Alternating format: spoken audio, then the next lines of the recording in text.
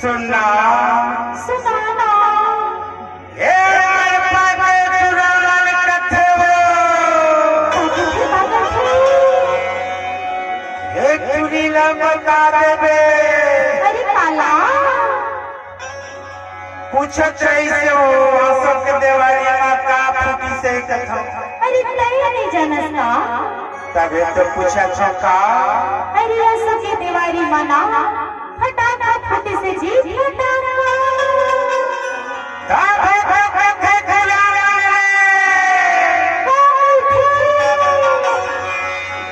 अरे दीपावली के फटाका समझ के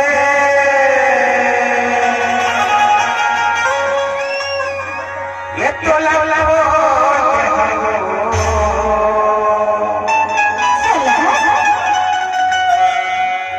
कथे बताओ। और कथे अरे मेला मरे के फुका समझ के ये तो लाला अच्छा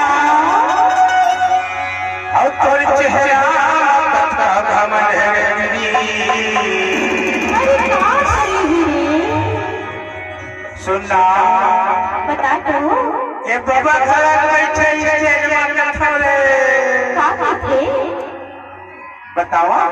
बता तो दीपावली के फटाका समझ के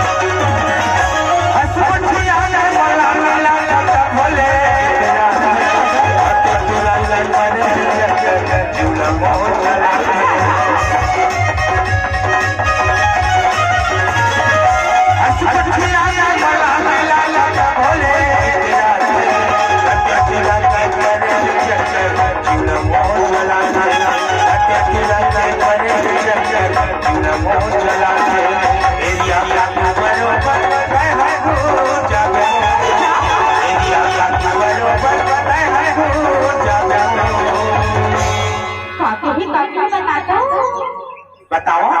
बता तो ए जज्जा मरफल के बैठे है ना हाँ ए सब झगड़ा पूछ ले